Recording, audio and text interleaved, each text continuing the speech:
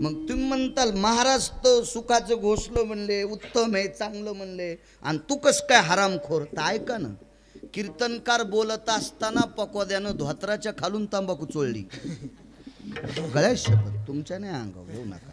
मग रेडीमेड कपड्याचं दुकान आहे, तुम्हाला मी कपडे शिवणार बी नाही, रिकामा नाही. मी प्रचलित सांगतोय, धोत्राच्या खालून तंबाखू चोळली कीर्तनकार बोलत असताना. किती उत्तम शरीर होतं, किती मातीत घातलं, किती हरामखोर. कीर्तन चालू असताना गायक व्हॉट्सअप खेळत होता. मागच्या म्हणत नाही, व्हॉट्सअप खेळत होता. महाराज यमाला सुद्धा कळणार नाही हरामखोराला कोण येणार का टाकावं. तेव्हा 50 वर्षापूर्वी मोबाईल नव्हता, आणि जरी असता तर इतका प्रगतशील नसता. पण आता कॅमेरे चालू आहेत, अख्ख्या महाराष्ट्रातली दर्जेदार लोक पाहतेत हे किती नाटकं स्टेजवर करतेत. म्हणून हा पांचटपणा हलकटांनी पाहू नये, इतकं तरी दर्जेदार आमच्या लोकांनी वागावा. विठाला विठाला विठाला विठाला विठाला विठाला. लोक आमच्या पाया पडतात नागरे सर, याचा अर्थ आम्ही फार मोठे आहेत असा काही विषय नाही. दादा आपल्या पाया लोक ज्ञानोबर आहे, तुकोबर आहे म्हणून पडतात. तुम्हाला एक मुद्दा माहिती आहे का? दसरा सण होता आणि दसरा सण गेला ना. आता आपट्याचा पाला कोण खाते? शेळ्या. शेळ्या खात्यात का नाही आपट्याचा पाला? शमी जाऊ द्या, शुद्ध शब्द, सौंदड जाऊ द्या, सौंदड, पालवी. पालवीला खालच्या हे म्हणजे खालचं नाव नाही बरं का, उत्तम मराठी भाषेतलं नाव आहे पालवी. पालवी पालवी म्हणजे झाडाला फुटलेली लहरदार पालवी नाही, पालवी नावाचं एक झाड. हे खडकाळ भागात येत नाही. दर्जेदार शेतकरी ज्या रानात पालव्या वाढत्यात त्या रानाला 2 पैसे शिल्लक देऊन शेती खरेदी करतो, या शेतकऱ्याला दर्जेदार आणि कळणारा शेतकरी म्हणतात. पालवी ही डोंगराळ भागात येत नसते, पालवी ही खडकाळ भागात येत नसते, पालवी ही 2-2.5 फूट काळ्या जमिनीवर येत नसते, 9-9, 12-12 फूट काळीच माती लागते, अशा जमिनीवर पालवी येत असते. या पालवीला सौंदड म्हणतात, तिला शास्त्राच्या भाषेमध्ये शमी म्हणतात. शमी. अजून 3 नाव आहेत, पण बस झाले 3. सगळ्या गोळ्या एखाद्या घेतल्यावर रिॲक्शन येतं आहे का नाही डॉक्टरचं? उगच त्या साईड इफेक्ट होतो आहे का नाही? बस झाले, पालवी, सौंदड आणि शमी. एक जण म्हणला तुला पुढचं येतच नसल, असंही समज सोमल्या. विठाला विठाला.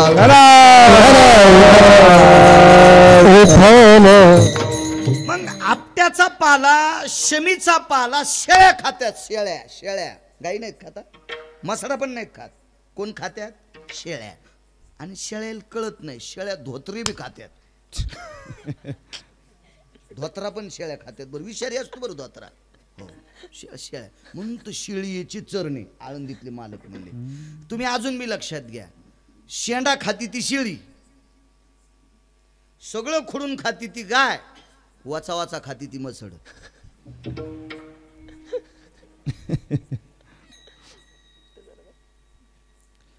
गायीनं खाल्ल्याच्या नंतर 4थ्या दिवशी अंकुर फुटतंय. हे दात आणि जीभ गायीची. म्हशीनं वरबाड्यात म्हणून मसडा पांधाडच वरबाडीत असतात. 70% खाती आणि 25 ते 30% तोंडातून खाली पडते मसड. आणि शेंडेच हानती, तुळशीची पण ती शेपुडी,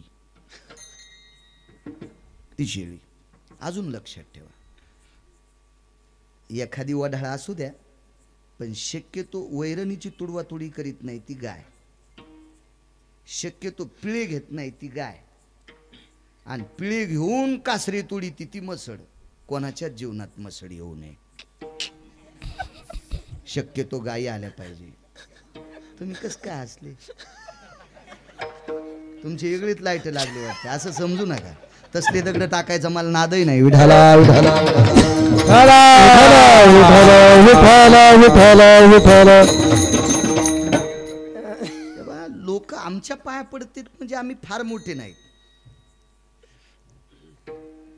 वकील साहेब, बापू, लोक आम्हाला पाया पडून पैसे देतात म्हणजे आम्ही फार दर्जेदार नाहीत. मी सौंदड आणि आपटा सांगतोय नागरे सर.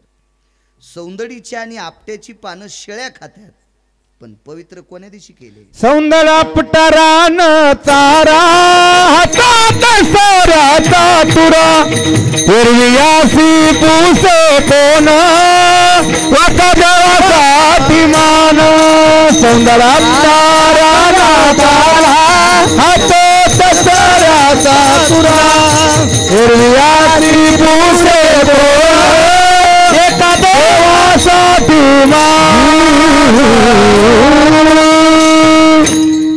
सौंदडापटा रान चारा हे तो दसऱ्याचा तुरा हिरवी तरी पुशे कोण एका देवासाठी मान. आम्हाला ज्ञानोबर आहे तुकोबर आहे मिळ किंमत. ज्ञानोबर आहे तुकोबर आहेचं भजन गिरगावकरांना सोड्यावर याला ऊस तोडायला पण बोलणार नाहीत. त्याला माहिती याला मोळ्या उचलायच्या नाही. विठाला विठाला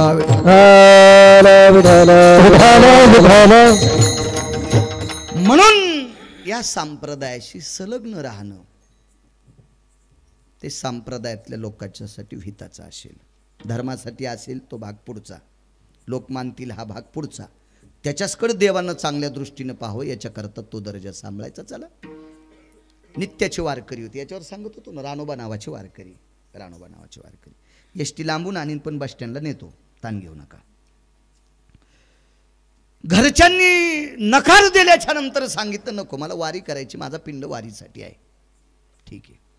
वारीहून एके दिवशी परत येत होते आणि परत येत असताना एका गावामध्ये छोटंसं मंदिर आहे. आता पूर्वीच्या काळात अशी मंदिरं नव्हती कारण अडचणी होत्या. मला असं वाटतं तुमच्या लहानपणी सप्त्यात परिसरात सगळ्या सप्त्यात बुंदी नसेल. बुंदी नुकती चांगल्या प्रतीचा शिरा नव्हता.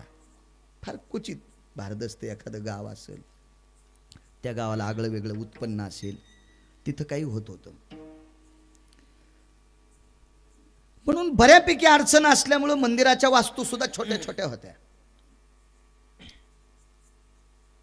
तेही मंदिर छोटंसं होतं. त्या मंदिरात आपली वळकट टाकली, पाण्याचा भोपळा खुंटीला अडकवला, बाजूला पाणी होतं, हातपाय धुतली, मारुतीरायाच्या मंदिरामध्ये थोडा वेळ भजनाची संध्या केली आणि मग आपली ती चिपळी तो टाळ पिशवीत ठेवून दिला आणि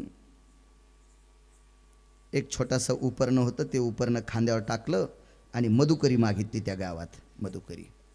मधुकरीचं वेगळं नाव आहे पुराणातलं, कांती भिक्षा.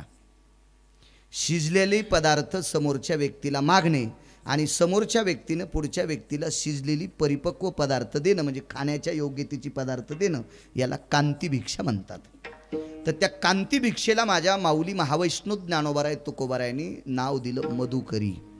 काय गोड नाव आहे बघा ना, मधुकरी. मग ती मधुकरी रानोबा नावाच्या वारकऱ्यांनी मागितली. त्या थकलेली व्यक्ती होती, फार वय झालेलं होतं. त्या मधुकरीतली कोर अर्धी भाकरी त्याच उपरण्याच्या बाजूच्या कोपऱ्यावर घेतली, ती खाल्ली, पाणी पिलं, भोपळा अडकवला आणि ती उरलेली मधुकरी आपल्या पडशीत पिशवीत ठेवून दिली आणि मारुतीरायाला प्रणाम केला. आणि रानोबा नावाचे वारकरी झोपले, तोंडावरून पांघरण घेतलं. रात्रीचा 1-1:30 वाजला आणि 1:30 वाजता मंदिरातला घंटा वाजला. मला असं वाटतंय तो काल बऱ्यापैकी चांदण्याचा प्रकाश होता. चांदण्याचा प्रकाशही मंदिरात आलेला होता आणि मंदिरात एका जाणकार व्यक्तीने दिव्याची वात लावली होती. आज जशी दिवे असते दिवाळीचे, तशी एक वात लावली. त्या वातीच्या प्रकाशात तोंडावरचं पांघरण करून काढलं तर घंटा वाजणारा दिसला. उठले, कोण आपण? वाट सर्व आहे जी. कुठून आलात? आमक्या गावून. जेवणाची अवस्था, रस्त्यात गाव लागलं नाही. रानोबा वारकऱ्याला इतका आनंद वाटला. मी मागितलेली मधुकरी आपल्या याच्यात शिल्लक आहे आणि ही मधुकरी रात्रीच्या 1:30 वाजता जरी एक वाटसरू खात असेल तर कोटी सप्ते केल्याचं पुण्य प्राप्त. कोटी सप्ते केल्याचं पुण्य. सत्पात्री दान असलं पाहिजे. सत्पात्री. एखाद्याला वाटत असेल मी आमक्याला इतकी दक्षिणा दिली, पण त्यानं जर चुकीच्या मार्गाने खर्चिली तर दक्षिणा देणाऱ्याला अर्ध पाप लागत असते. समजू नका कीर्तनकाराचा यजमान झाला म्हणजे लयच पुण्यवान. त्या कीर्तनकारानं पैसे कशात खर्चिलेत याच्यावर तुमचं पुण्य ठरविल्या जाते. तुम्ही दिलेली दक्षिणा तुमच्या बायकोनं केलेला स्वयंपाक कीर्तनकार जर खात नसेल आणि त्यानं तुमच्या दक्षिणेतलं जर धाब्यावर खर्चून खाल्ला असेल तर तो माळकरी असेल. मला काय बाकीचं नाव घ्यायचं नाही. तो माळकरी असेल, त्यानं आपलाच आहार खाल्ला असेल पण तुमच्या पैशात खाल्ला असेल तरी तुमच्या बोखंडीवर अर्ध पाप पडते. मर्यादा सांगितल्या, संप्रदायाचे नियम सांगितले, मर्यादा सांगितल्या. पैसे देता म्हणजे फार मोठे आहेत नाही. दिलीत कोणाला, काय दिलीत, कशा करता खर्चिलेत, हाही महत्व आहे. महाराज, धर्मासारख्या माणसाचा अंगठा जाते, तुम्ही कोण्या मापात बसतान? धर्म धर्म ज्याच्या रथाचे चाक घासू नये म्हणून पृथ्वी ज्याच्या रथावर प्रेम करत होती आणि एका फुटानं इतीनं पृथ्वीच्या अंतरानं ज्याच्या रथाची चाकं चलत होती, ज्याच्या रथाची चाकं घासू नये याच्याकरता वसुंधरा ज्याच्यावर कृपा करत होती, तो धर्म किती पवित्र असेल. त्याही धर्माचं दान चुकल्याच्या नंतर अंगुष्ट त्या कर्मासाठी गेला. एकदा खोटं बोलला, वदविले मुखे नारायणे धर्मा, अंगुष्ट त्या कर्मासाठी गेला. याच्या पुढचा आहे का, दात्वाम यती जायतो अर्थो ती जायते मिना भयाता ती गलव जानाय. यायनं दिलेला अनादान त्याचा रील आणली आणि भोयानं जाळं इल्लं. प्राण वाचणाऱ्या माशांचे प्राण वाचणं बंद झालं. तिचक्या करता नरकात अंगठा गेला धर्माचा. आपण कोण्या पासांगाला पुरू? विठाला विठाला आपण मागितलेलं हे मधुकरीतलं अन्न मारुतीरायाच्या मंदिरात भजन केलंय आणि भजन करून मग मधुकरी मागितली आणि रात्रीच्या 1:30 वाजता एका प्रवाशाला आपण देत असो तर किती पुण्य घेता का? त्या प्रवाशानं ती मधुकरी घेतली आणि ती खाऊन टाकली. अन्नावर किती प्रेम करत होती. माझ्या लहानपणी शेतात माणसं पालवावर जेवत होते. आता डबे नाहीत अशी बाईच नाही. प्रत्येक बायकायला डबे, त्याला टिफिनचा डब्बा म्हणतात.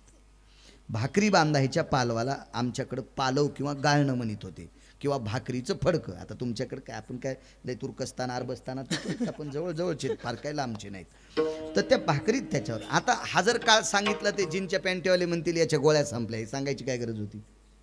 पण या काळात जगलेली तुम्ही माणसं आहात. भाकरी अशा जेवत असताना सगळी भाकरी खाणं झाल्याच्या नंतर ते भाकरीचा असा कुस्कूर हातात घेऊन खात होते, म्हणजे त्याची कणं सुद्धा वाया जाऊ देत नव्हते. इतकी पद्धत होती, इतकी पद्धत होती. भाकरीवर प्रेम करत होते. आता मोठाल्याच्या लग्नामध्ये चेंडू फेकल्यासारखे गुलाबजामुन डस्टबिनमध्ये.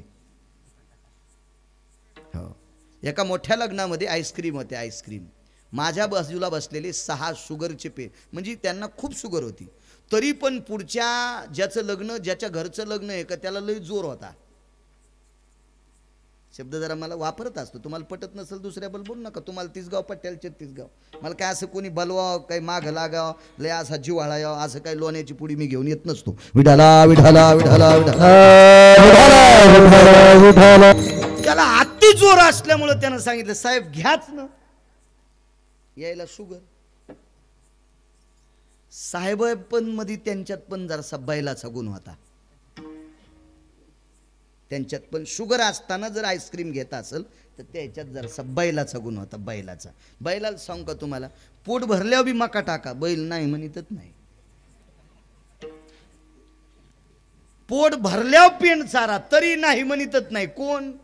बैल. मग माणसानं असं वागावं का? आपल्याला आता पुरे असं म्हणावं का नाही, आपण बैल नाहीत ना. तशी ते 4ही 5ही 6ही साहेब बैलच होते. पुढच्या नालायकानं अति जोर आल्यामुळं, आग्रह केल्यामुळं सगळ्यांनी आईस्क्रीम घेतल्या आणि त्याच्या देखता जिभेला लावल्या. पण त्याला माहिती आपली शुगर लय वाढलेली, त्यानं तिकडं तोंड केलं की डस्टबिनमध्ये टाकून दिलं. नाही हा पुण्याचा काळ, हा फार शोकाचा काळ, फार शोकाचा काळ, फार शोकाचा काळ. हे प्रगतीचं लक्षण नाही. आपण लग्नात एवढं उष्ट टाकतो, हे सुद्धा प्रगतीचं लक्षण नाही. काय झालं अहो, काय 100-200 कुत्रे खात होते तरी स्वयंपाक उडालात नाही. मोठाडपणा सांगू नको समळ्या. मागचं आठव मागचं. जुन्या लोकांची मत होती, गरिबी आल्यावर लाजू नये, श्रीमंती आल्यावर माजू नये. राणोबा वारकऱ्याने ती आणलेली भाकरी त्या वाटसरूनं त्याचे कण सगळे खाऊन टाकले, पाणी पिले आणि त्या वाटसरूनं सांगितलं, कोण आपण? माझ्या आई बाबानं माझं नाव राणोबा ठेवलंय. काय त्यांचा महिमा, काय त्यांचा महिमा. माझ्या आई बाबानं माझं नाव राणोबा ठेवलंय. वा, काय करता आपण? काही नाही. आता काय करता येणार आहे? आता चौथ्या आश्रमात आहे आणि चौथ्या आश्रमात असल्यामुळं पंढरीच्या वारी व्यतिरिक्त दुसरं काही करत नाही. बरं, नित्याची पंढरीची वारी आहे. हो, मला तुमचे पाय दाबू द्या. त्या रानोबा नावाच्या वारकऱ्याने पुढच्या वाटसरूला विचारलं, का माझे पाय दाबता? ऐका ना, अहो रात्रीच्या 1:30-2 वाजता पोटात भुकेचा डोम पेटलाय आणि मी जर रात्री 2 वाजता भिक्षा मागायला गेलो तर लोक मला भिक्षा देणार नाहीत, मारतील चोर म्हणून. रात्री आमची घरं फोडतो का काय म्हणून मारतील. आणि तुम्ही रात्रीच्या 1:30-2 वाजता मला आईसारखं अन्न दिले, मला याची सेवा करू द्या. वारकरी कोणाला म्हणायचं माहिती आहे का? त्या वारकऱ्यानं सांगितलं, मी चौथ्या आश्रमात प्रवेश केलाय आणि चौथ्या आश्रमात प्रवेश केला त्या दिवसपासून आंघोळीला बायकोला सुद्धा पाणी टाकू देत नाही. चौथ्या आश्रमात प्रवेश केल्यामुळे आंघोळीला बायकोला सुद्धा पाणी टाकू देत नाही. तर मधुकरीतली भाकरी तुला दिल्याच्या नंतर तू जर माझे पाय दाबलेस आणि मी जर ते दाबून घेतले तर मला निश्चित तुझ्या घरचा बैल होऊन कर्ज फेडावं लागेल. हे ज्याला कळतं त्याला वारकरी म्हणायचं.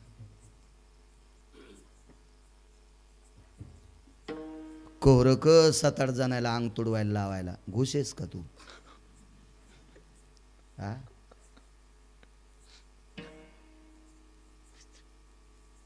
काय सूत्रबद्ध लोक असतील, किती सूत्रबद्ध असतील. नाही, चौथ्या आश्रमात प्रवेश केलाय. नाही, आता पुढचं ऐकतच नव्हतं. प्रवासी नव्हतं ते पंढरपुरातला जगाचा पाप होता.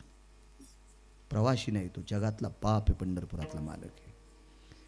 आणि सांगितलं, रानोबा महाराज दाबू द्या पाय. नाही, माफ करा, माफ करा, माफ करा. ऐकायला तयारच नाही. रानोबा महाराजानं सांगितलं, आपण प्रवासी आहात, वर्ण कोणता आहे आपला?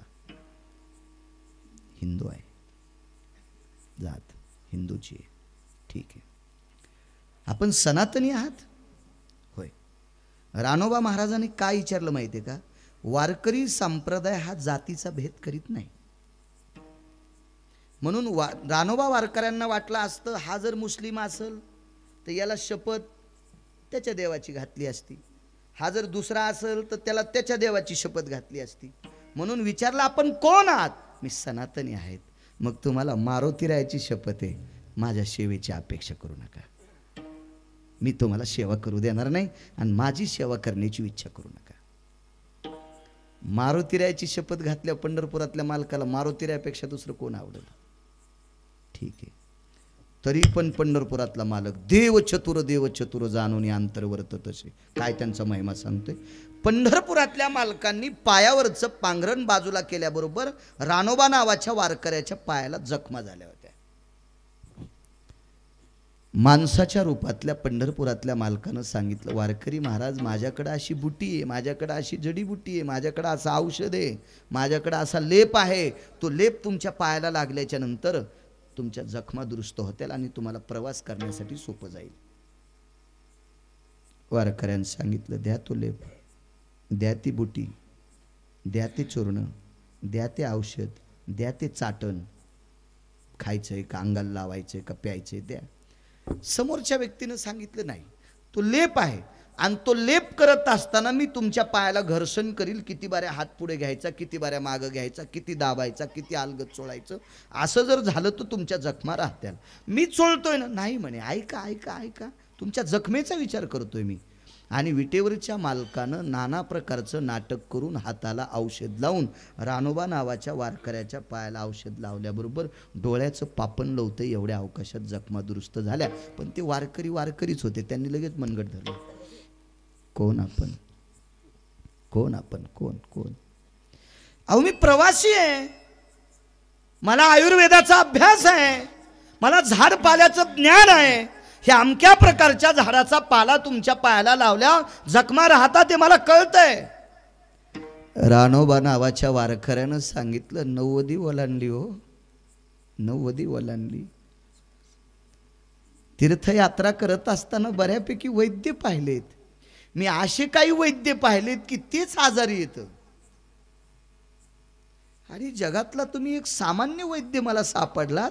स्पर्श केल्याबरोबर डोळ्याचं पापण नव्हतं एवढ्या अवकाशात माझ्या जखमा राहतात. मला सांगा ना, आपण धन्वंतरी आहात का? आपण सुषेण आहात का? कृतात्रेतायुगात सुषेण, समुद्र मंथनातले आपण धन्वंतरी आहात का?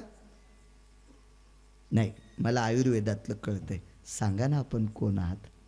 भक्तीची ताकद सोडू शकत नाही. रूप प्रगट झालं, चतुर्भुज मूर्ती प्रगट झाली. ती मूर्ती म्हणजे विटेवरचा मालक होता. गुडघ्यात वाकलेले रानोबा नावाचे वारकरी विटेवरच्या मालकाच्या पायावर डोळे ठेवले, डोकं ठेवलं. देवा, माझ्या तळपायाला तुमचा पवित्र हात लागतोय. देवानं आपली सेवा केली याच्याकरता वारकरी रडत होते. आणि एका वारकऱ्याची सेवा केली म्हणून आनंदाश्रू विटेवरच्या मालकाच्या डोळ्यातून येत होते. काय अलौकिक योग असेल तो. जवळ बसले आणि गप्पा करत असताना विटेवरच्या मालकानं सांगितलं, रानोबा जी जी प्रभू जी, पायाच्या जखमा दुरुस्त झाल्या, गोट्याच्या जखमा दुरुस्त झाल्या, पण गुडघे वाकलेले ते सरळ करू का?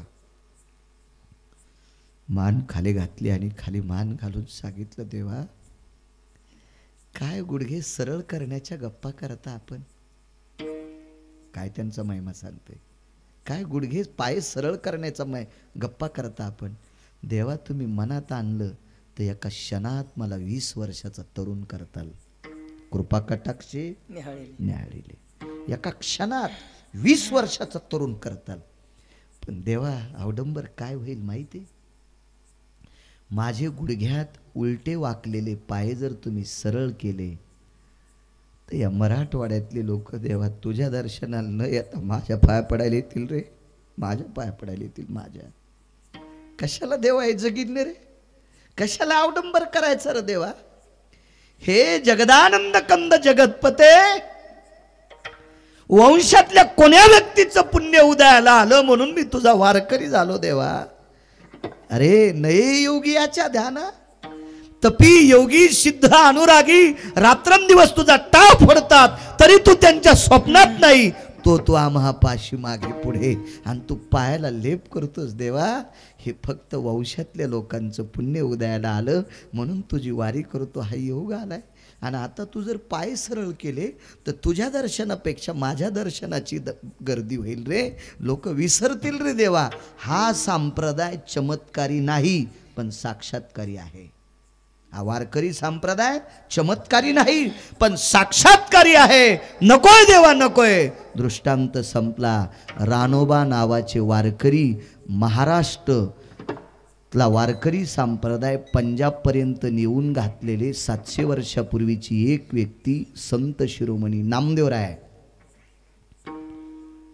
आणि 70 वर्षापूर्वी हा वारकरी संप्रदाय उत्तर भारतापर्यंत नेऊन पोचणारी व्यक्ती ज्ञानोबारायांच्या नंतर ज्ञानसूर्य कोण असेल तर रंगनाथ गुरुजी परभणीकर. तुमच्या परिसरात गुरुजींचे सप्ते जास्त व्हायचे. गुरुवर्य साखरे महाराज जास्त सप्ती ती परंपरा होती. गुरुवर्य रंगनाथ गुरुजी परभणीकर ज्यांचे नातू त्यांना म्हणायचं रानोबा महाराज. देवानं ज्यांच्या पायाला लेप करावा, पंढरपुरातला मालक ज्यांच्या कामा करता येतोय, एवढा दर्जा त्या संतांचा आहे. त्या संतांचं किती वर्णन करू म्हणून मालक पाहिजे. त्यांचा महिमा वर्णू वारंवारे, काय त्यांचा महिमा वर्णू वारंवारे,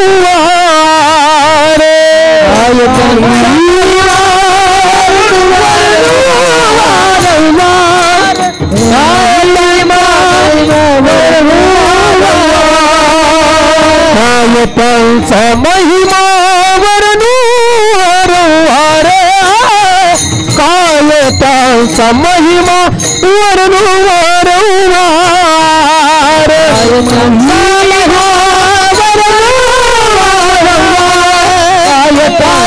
महिमा भक्त थोरा हरिभक्त थोरा हरिभक्त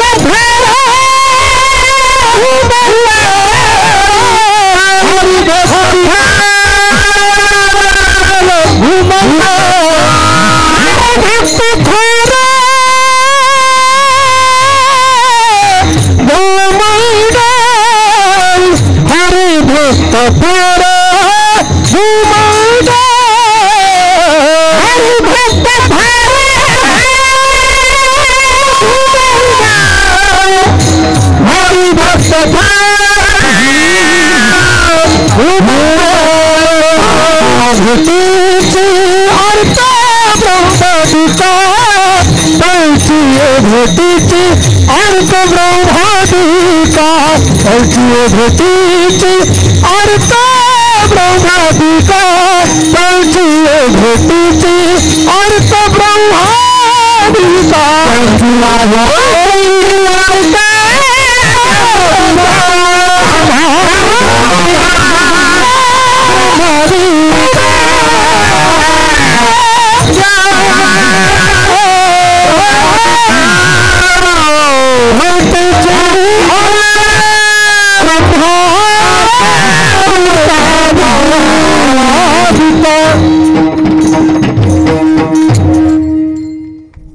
नागरेश सर वेळ संपला ना.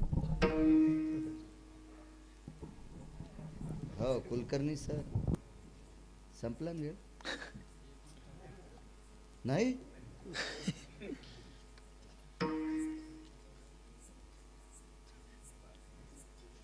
दहा मिनिटं घेतो. एका बाईनं स्वयंपाक केला, वेगात सांगतो, चांगली बाई होती, माध्यंजन शाखेची होती. कुलकर्णी सर तुम्ही कोण्या शाखेचे? माध्यंजन. वा कसं जवळ पेटलं पा. अश्विलायन, कान्नव, माध्यंजन अशा शाखा. गरीब बाई, अत्यंत गरीब, फार गरीब. किती गरीब? 4 वाशाच्या झोपड्यात राहत होती. 4 वाशाचं झोपडं. वास तर या पोरायला कळतच नसतील. तुला वास नसन कळत नाही का? नाही कळू दे वास, पण दुसऱ्याचं बी वासाडी जाऊ नको. आणि दुसऱ्याचे वाशे बी नको मोजी जाऊ असं म्हणत होते. पण काय वाशे मोजायला लोकायचे म्हणे नाही कळायचं. काळ गोड आलाय तुमचा काळ. या जुन्या लोकायला वाशे माहीत होते. आयुष्य गेलं त्याच्यात. काय काय लोकांचं आयुष्य. आपण सगळी खेड्यातलीच माणसं नागरे सर. जुना काळ जर पाहिला ना तर श्रावण भाद्रपद महिन्यात दिवसभर रानात काम करून आलेली बाई त्या चुलीपाशी जेवण करून घरातली लोक जिथं जिथं झोपतील आपोआपल्या परीनं जागा असायच्या त्या चुलीवरचा गरम तवा खाली टाकायचा, त्याच्यावर बोंद्र टाकायचं आणि ती पाठ शेकीत होती इळभर काम केल्यावर. अशा परिस्थितीत राहिलेली लोक, तशी ती म्हातारी होती. मी काय असा फारसा खूपसा दुष्काळ पाहिला नाही, पण बऱ्यापैकी काही माणसं पाहिली. आम्ही एका बऱ्यापैकी ज्या व्यक्तीला त्या काळात त्यांच्याकडे ज्वारी असायची अशाचा बाण कापायचा वेळ आला. एकदा योग आला. बाण गोंडवाळ नावाचं एक गवत आहे, माहीत असेल शेतकऱ्यांना. हे गोंडवाळ नावाचं गवत गोंडे उमलायच्या अगोदर जनावरं खातात आणि त्याचे गोंडे उमलले की त्याला कुसळ येते. मग हे गोंडवाळ जनावरांच्या खाच्या कामी नाही. हे जर फार वाढलं तर याचे कोठे शिवित होते. कोठे असं गोंडवाळ गवत कापायचा योग आला. त्यावेळेला आम्ही 3 लोक होतो. आमच्या दोघांकडे 1.5 भाकरी होती. पण आमच्या तिघामध्ये जो एक रोजदार होता त्याच्याकडे 27, 28, 29 फक्त वांगे मीठ टाकून उकळलेले होते. भाकरी चतकोर सुद्धा नव्हती. दुपारची भाकरी जेवायला बसल्याच्या नंतर, खाड्यासाठी बसल्याच्या नंतर आम्हाला असं वाटलं की दोघांना वाटलं की यांना अर्धी अर्धी द्यावी. पण पुढचा विद्वान माणूस होता. त्यानं विचार केला यांची अर्धी अर्धी घेतली की यांनाही 1.5 भाकरी त्यांचं काही दुपारचं भागणार नाही. म्हणून त्यांनी चतकोर आमच्या दोघांची घेतली आणि त्यानं अर्ध्या भाकरीमध्ये 22 ते 23 वांगे एवढ्या घासाला एक वांग खायचं. काय परिस्थिती असते. 72ला एका तलावाचं काम चालू होतं. घडेला प्रसंग सांगतो. त्या तलावाचं काम चालू असताना सोमवारी बाजार होता जवळच्या गावचा, म्हणून सोमवारी वर्षल पगार वाटायला यायचा. तर पगार वाटायला रांगेला लागलेली एक बाई ओटीमधल्या आंबाड्या खात होती. आंबाड्याही तुम्हाला कळणार, मीठ लावून भाजल्या होत्या, ती खात होती. एखादा म्हणील हे कीर्तनात सांगायची काय गरज आहे, या लेकरायला कळावं गरिबी मागच्या बापदाद्याची. या परिस्थितीत आपल्या बापदाद्यानं एक टायमाच्या पोटाला चिमटा देऊन पोटाला कसा बांधून आपल्याला इती 2-2 इती जमिनी कमवून ठेवल्यात. आता त्या म्हाताऱ्या लोकांना आम्ही तरुणांनी सांभाळणं अत्यंत गरजेचं आहे. हे कोट्यावधी सप्ते केल्याचं पुण्य प्राप्त होईल. आम्ही जर म्हाताऱ्या लोकांचा आदर करीत नसोल आणि 2-2 किलोच्या तुळशीच्या माळा घरात घालून फिरत असोल तर त्याच्यासारखा कसाही जगात कोणी नसेल. विठाला विठाला विठाला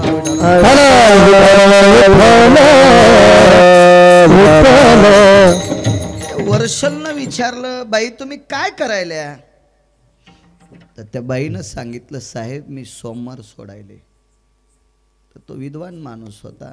कुलकर्णी साहेब लक्षात आलं. बाजूच्याला विचारलं, परिणाम आहे का म्हातारीच्या डोक्यावर? नाही म्हणे, ती सोमवारच सोडायली.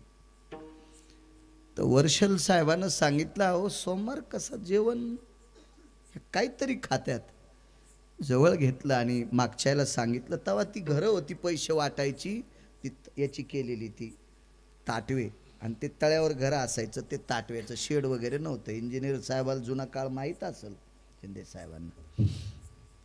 बाजूच्या लोकांना मागं केलं आणि त्या म्हातारीने विचारलं, बाई तुम्ही सोमवार सोडता? दादा माझी अर्धी बरास शिल्लक राहिली. मुकदमानं माझ्या सगळ्या बराशी कागदाव लावल्यात आणि अर्धी बरास मला पगार घेऊन खांदायची, म्हणून सोमवार सोडायला वेळ नाही, म्हणून रांगेला लागल्या सोमवार सोडायचे. तरी वर्षल साहेबांनी विचारलं, बाई ओटीत भाकरी नाही, चपाती नाही, कण्या नाहीत, काय नाहीत? बाईनं सांगितलं, साहेब मागच्या 3 दिवसापासून घरातली 8 लोक आम्ही आंबाड्याच खातो, भाकरी का खात नाहीत? आज तुम्ही पगार दिल्याच्या नंतर ज्वारी विकत घेऊ आणि मग त्याच्या भाकरी करू. ती बाई मी डोळ्यानं पाहिली. कल्पना करा काय परिस्थिती असेल त्या काळात. अशीच परिस्थिती त्या म्हातारीची. आणि ती म्हातारी श्रीमंत श्री जगद्गुरु तुकोबारायच्या दर्शनाला गेली आणि तुकोबारायचं दर्शन घेतलं आणि एकच मागितलं, तुमच्यासारखे 5-10 वारकरी माझ्याकडे जेवायला यावे. काय त्यांचं महिमा सांगतोय. महाराज ती तुकोबाराय होती, ती तुकोबाराय. आमच्यासारखा भंगिऱ्या महाराज नव्हता. गरिबां बल्ले आम्हाला जावं वाटत नाही.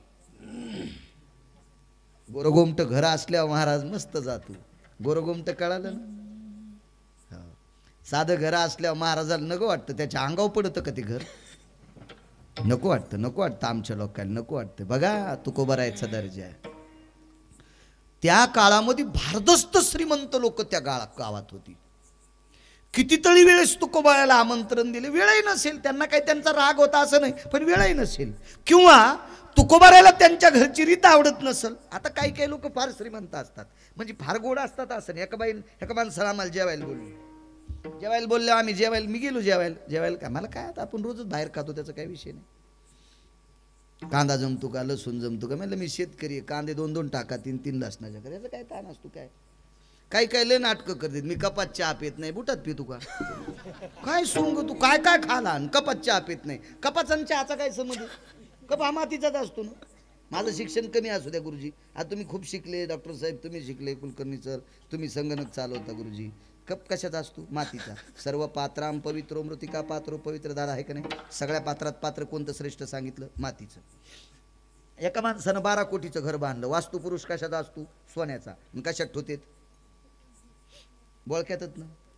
वास्तुपुरुषा सदेवजं यदभ्वादिहा हेमां जायतो सर्वां मध्य वास्तुपुरुषा भयस्थितो आद्याग्निहस्कोणः सर्वान्नपूर्णा स्थापया सर्वस्थितो मृतिका यदभवः तण्डुला सर्व ईवर्जितः जायते मिद्यः सर्वातिदं सौख्यवाराशुदा वास्तुरेव तेन विद्यः सर्वस्थितो पुनितायः. हे काय गांजा कृष्ण लिहिले का? डोक्याच्या गोळ्या संपलेत त्यांनी लिहिले. वास्तुपुरुष कशात? मातीच्या पात्रात. 5000 एकरवाला मेला, शेवटचा तू कशात? मातीच्या गाडग्यात. चला बस झाले 2च.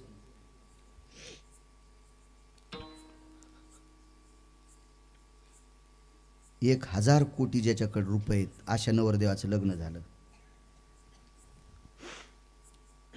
हळकुंडन सुपारी मडक्यात घालून वरून कपडा लावून कानात भिन्न खाते सर्व गोत्रे भिन्न गोत्रे समगोत्रे गोत्रे भोस्तिता असंच नको करणी सर.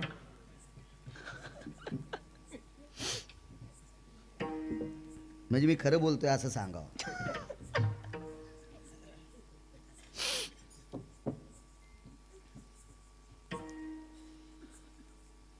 20,000 कोटीची प्रॉपर्टी एका बाईच्या मालकाला. संक्रांतीच्या दिवशी वाण कशात? मातीच्या बोळक्यात. आणि तरी म्हणतो मी कपात चहा पेत नाही, तुला हाणायला पाहिजे. इतकं म्हणता येईल दादा. तुमच्यासारख्याने दुसऱ्यानं तोंड लावलेल्या कपात प्याचा नाही हा तुम्हाला नियम. कारण तुम्ही संन्यासी आहात, तुम्ही ब्रह्मचारी आहात, आम्ही भरके आहेत. आमचं धकत एखाद्या वेळेस काय विषय धकत. तुम्ही हा नियम पाळावा लागेल. मोठ्या मोठ्या त्याग्यांना जे कुंभ होते ते मातीचे होते. नियम भलते हो सगळे सोंग. एक जण म्हणला मी श्राद्धाचं खात नाही. श्राद्धाच्या कीर्तनाची दक्षिणा कशी घेतली? त्याच्यात नाही ते म्हातार बसलं का त्या पाकिटात? नाही संध्याकाळी तू या छातीवर उड्या हाणायचं का? हा उसात डुकर खेळल्यावानी नाही तुला असं तुडवायचं का कचा कचा तुझी छाती फोडायचं? आपण खातच नाही, हाणायला पाहिजे तुला. तेव्हा हे पोकळवादी नियम संप्रदायाला भ्रष्ट करीत असतात. हे पोकळवादी नियम उद्याच्या पिढीला मातीत घालीत असतात. एका फार मोठ्या विद्वान व्यक्तीचा प्रसंग मी पाहला, म्हणजे ऐकला. माझ्या अगोदर मला माझ्या कळण्याच्या अगोदर 9 वर्षांती गेले. एक व्यक्ती कर्मकांडात इतकी निपुण होती. 10व्याचं कर्म केल्याच्या नंतर 1 रुपया तर कधी कोणाचा घेतलाच नाही. पण ज्या धोत्रावर कर्म केलं ते धोत्र दुसऱ्याला आंघोळ करून वाळून दान द्यायचं आणि मग दुसरं धोत्र घालून प्रपंच करायचं. काय काय नीतिमत्ता हे सूत्रबद्ध असते. काय एक जण म्हणला मी लसूणच खात नाही आणि 20% पैसे वाटायला. म्हणजे जित्या माणसाचं रक्त प्यायला लसणात आणि याच्यात काय लोय नाटकं लोकांची. इतकी नाटकं बघायचंच काम नाही. एक जण म्हणला मला ज्ञानेश्वरीच्या लय वया पाठ आहेत. अरे वया लय पाठ आहेत. मला वाटतं एक ते कोण होते प्राध्यापक संभाजीनगरचे ज्ञानेश्वरीवर प्रवचन करत युम पठाण. हो प्रचंड विद्वान होते, प्रचंड विद्वान. ते समाजानं मुस्लिम समाजातले होते. APJ अब्दुल कलाम गीता पाठ होती, त्यांना गीता पाठ होती. असं काय नाही, प्रचंड विद्वत्ता असल्याच्या नंतर कोणालाही पाठ करता येते. मग तुला ज्ञानेश्वरी पाठ झाली म्हणजे लई शहाणा आहे का? तू ज्ञानेश्वरी सारखं वागतो किती ते सांग. विठाला विठाला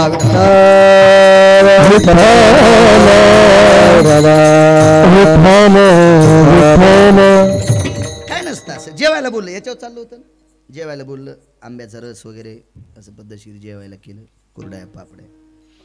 बाई किती सात्विक होती याच्यावर सांगतोय. तुकोबारायला बरेच बोलीत होते पण जात नव्हते त्यांच्याकडे.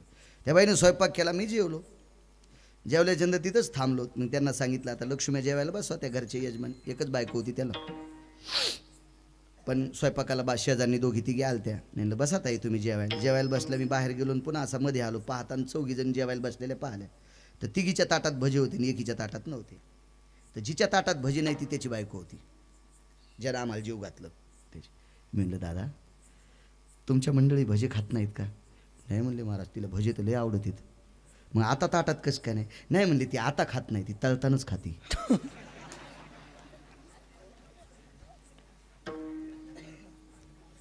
काय सुगरणबाई, वा वा वा. हिच्या हातचा स्वयंपाक खाल्ल्यावर नाही महाराजाची गाडी पुलाखाली जायची का? काय काय काय काय काय कायच विद्वत्ता, काय ते शिस्तबद्ध, काय ते सोहळं, काय तो थाट. सामान्य म्हातारी तुकोबारायला आमंत्रित केलं, पण कर्मनो गहनो गती. ज्या दिवशी तुकोबाराय आणि काही ठराविक लोक हिच्याकडे सगळी 51 लोकांची संख्या झाली. हे कशावरून माहिती का? उतरेश्वर बापू वैकुंठवासी माधव महाराज मगर सांगायचे, तुकोबारायने तिला 51 विडे करायला लावले होते. आपल्याकडे जेवणाऱ्याला विडा द्यायची पद्धत होती. पक्षाच्या दिवशी पितराच्या दिवशी सुद्धा विडा आणि त्याच्यावर आणा म्हणजे दक्षिणा द्यायची पद्धत होती. तर तिनं तेवढे आणे जमा केले. खडकी, दमडा, कवडी, लालपई, काय त्या काळातले पैसे असतील 400 वर्षापूर्वी. तेवढे विडे तयार केले म्हणजे 51 माणसं जेवायला होते. झोपडं असं होतं 4-4.5 वर्षाचं.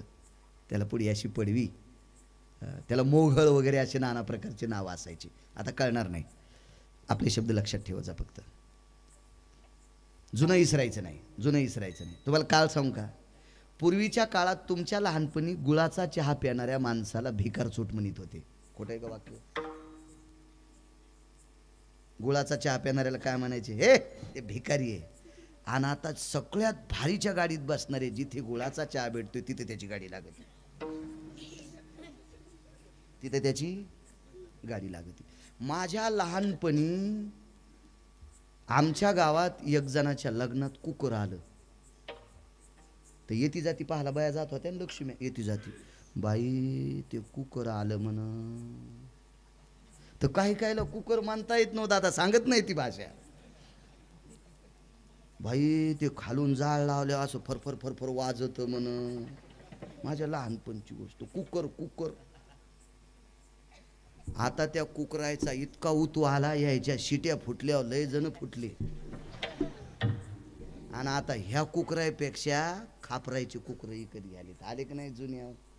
जुन्यावर नाही आले की मेलेच समजायचं. कोरोनानं तरी दाखिलं जुन्यावर या म्हणून. हो, जुनं इतकं गोड असते म्हणून. जुनी भाषा पण तितकीच गोड आहे. फार माय, बाई, ताई, आई, दादा, अण्णा, काका, तात्या, आबा, नानासाहेब, भाऊसाहेब, तात्यासाहेब, काकासाहेब. काय वजनदार शब्द आहे तो. मला वाटतं ब्रह्मदेवाला सुद्धा याचं पारड्यात वजन करता येणार नाही, इतके वजन. माय, ए माय, 500 एकरवाली बाई पण चपातीला तूप लावून देईन, फक्त खांद्यावर पताका असावा. एकच म्हणावा, ए माय, हे माय दे ग भाकरी. 500 एकर जमीनदाराची बायको गरम चपातीला भाकरीला तूप लावून देईन. मन बरं म्हण तिला मम्मी. नाही रूम न उलट करून नाही हाणायची तिथं पाय. दर्जा आहे महाराज आपल्या जुन्या शब्दात, दर्जा आहे. दम नाही कीर्तनायला, दम नाही भागवतायला, दम नाही रामायणाला, दम नाही शिवपुराणायला. गुण कोणाला आहे? उपरनं झटकीलं की निघलाच आपला उसातल्या डोकराव आणि काठाळ्या.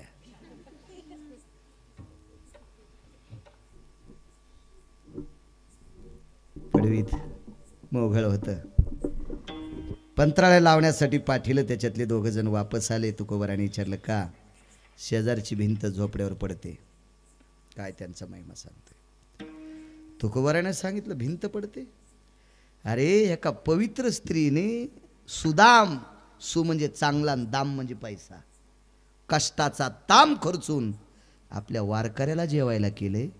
आणि अशा बाईच्या घरात निष्ठावंत वारकरी तुमच्यासारखे जेवणार. तुकोबाराय स्वतःला नाही म्हणले, तुमच्यासारखे निष्ठावंत वारकऱ्याला जिनं कष्टाच्या दामातून जेवायला केले, तिच्या झोपड्यावर जर भिंत पडायची असेल तर काय भिंतीची मायवेली.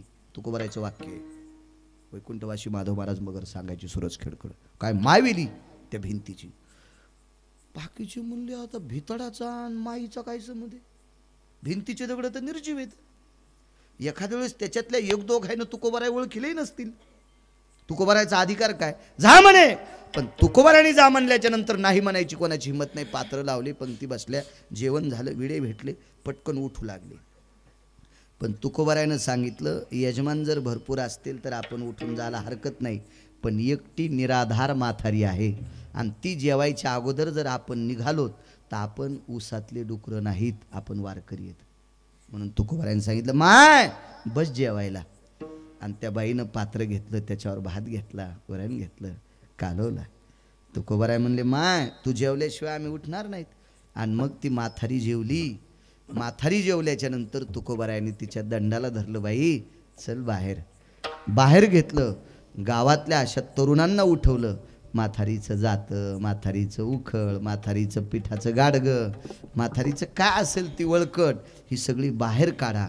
बाहेर काढून घेतली. आणि त्या काळात गावातल्या दर्जेदार श्रीमंताला सांगितलं, राजे हो, धर्मावर प्रेम करणारी म्हातारी आहे, तिला घर बांधून द्या. शासन आता घरकुल देत असेल. 400 वर्षापूर्वी अनाथाला घरकुल द्यायची पद्धत तुकोबारायांची. 400 वर्षापूर्वी, 400 वर्षापूर्वी गाईच्या वाड्याच्या बाजूला कौलाचं घर त्या म्हातारीला दिलं. तिचा पसारा तिथं नेऊन टाकला. आणि तुकोबाराय पुन्हा त्या म्हातारीला घेऊन झोपड्यापाशी आले आणि भिंतीला प्रणाम केला. प्रभू जा आता. हे सगळे जे उस्तर म्हातारीचा पसारा दुसऱ्या घरात नेऊस्तर पंढरपुरातल्या मालकानं भिंतीला सुदर्शन लावलं होतं. सुदर्शन या गरीब वारकरी म्हातारीची इच्छा पूर्ण करण्यासाठी देहूतले मालक विटेवरच्या मालकाला पडत्या पावसात सुदर्शन हातात घेऊन भिंतीला टेकू द्यायला लावतात. हा काय दर्जा आहे, काय त्यांचा महिमा वर्णो वारंवार विठोबा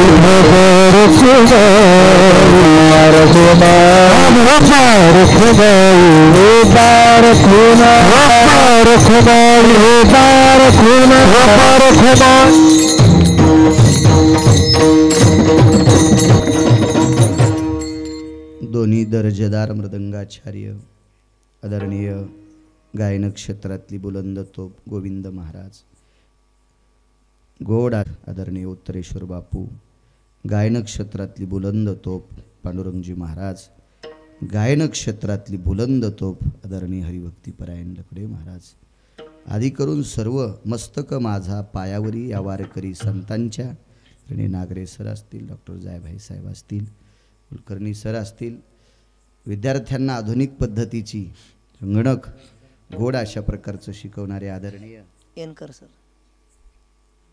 येनकर सर असतील आणि या परिसरातले एक मठाधिपती आदरणीय गुरुवर्य दादा असतील, त्यांनाही प्रणाम करतो. उपस्थित सर्व पंचक्रोशीतून आलेली श्रोते मंडळ, माझ्या मायमावल्या गावातली प्रतिष्ठित नागरिक, घोड शाळेवर लक्ष असणारे आदरणीय वकील साहेब असतील, आदरणीय बापू असतील, सगळी जी तुम्ही मंडळी आहात, विद्येच्या मंदिरावर प्रेम करा. याच्याकरता प्रेम करा. माझ्या प्रभू रामचंद्राच्या पुढं डोकं वाकवायचा दर्जा त्याच विद्यार्थ्यात येत असतो ज्याला विद्येचा दर्जा प्राप्त होत असतो. भविष्यात आपला धर्म, आपल्या भारतीय संस्कृतीची वैचारिक प्रणाली विटेवरच्या मालकाला आवडेल अशी प्रणाली सांभाळायची ताकद दर्जेदार विद्यार्थ्यात येत असते. आणि त्या विद्यार्थ्याचा दर्जा वाढवायचं केंद्र कोण असेल, या विश्वातलं 3 मंदिरापैकी एक पवित्र मंदिर कोणतं असेल तर ते विद्येचं मंदिर आहे. त्याही मंदिराकडे तुम्ही गोड लक्ष ठेवत जा.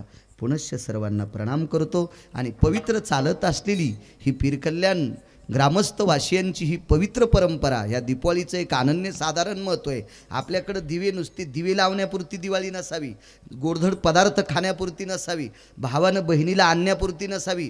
याच्या पाठीमागं फार दिव्याची त्याचं कारण काय, दिवे का लावावे, कशाकरता लावावे, हे सगळ्या गोष्टीचं फार मोठं नाविन्य, अनन्यसाधारण महत्त्वाची प्रणाली जी कोणती आहे तर हा दिवाळीचा सण आहे. आणि या पवित्र उत्सवामध्ये सर्वांना कोटी कोटी अशा प्रकारच्या शुभेच्छा देतो आणि माझ्या वाणीला विराम देतो. ज्ञानेश्वर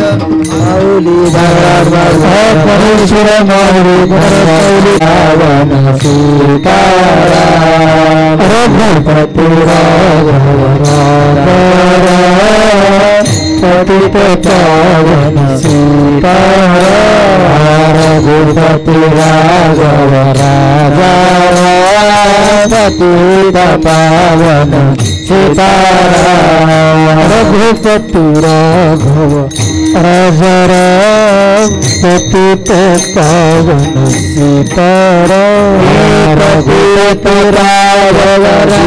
सीताराम पतित पावन सीताराम, पतित पावन सीताराम, पतित पावन सीताराम, पतित पावन सीताराम, पतित पावन सीताराम, राघव राजा पतित पावन सीताराम, रघुपति राघव राजा पतित पावन सीताराम, रघुपति राघव राजा पतित पावन सीताराम, रघुपति राघव राजा पतित पावन सीताराम, रघुपति राघव राजा पतित